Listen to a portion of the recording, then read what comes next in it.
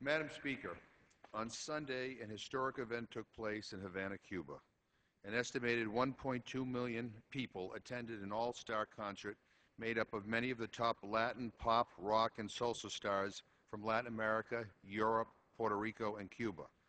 The concert, known as Paz Sin Fronteras, or Peace Without Borders, was the dream of Colombian singer, songwriter, and multiple Latin Grammy winner Juanes and his two primary collaborators, Miguel Bosé of Spain and Olga Tañón of Puerto Rico.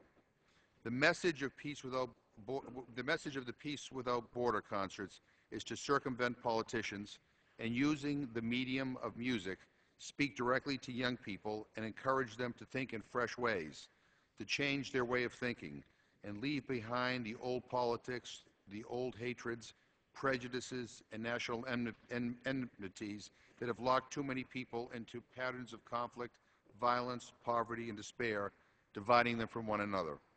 It's an attempt to break down barriers and ask people to join in common purpose.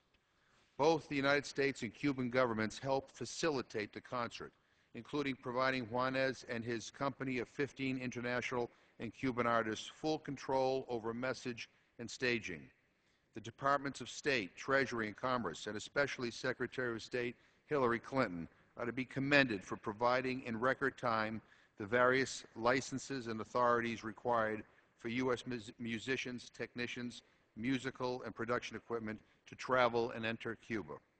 This is the second Peace Without Borders concert organized by Juanes in what he hopes will be a series of concerts in the hemisphere in places where people, if not politicians, might be open to a message of change, especially young people who are more readily engaged by the language of rock and roll. The first such concert took place last year on the Peace Bridge on the border of Colombia and Venezuela, when military tensions escalated between the two countries.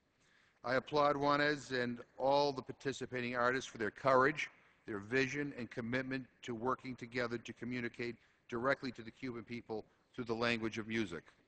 More than just a rock concert, this massive cultural event in Havana was a moving and emotional testament, even to many of its critics, about the power of the human spirit to reach across barriers during times of tension and opportunity.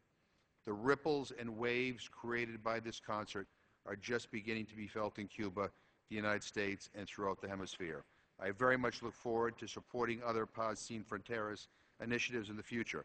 Thank you, Madam Speaker, and I yield back the balance of my time. The gentleman yields. The chair recognizes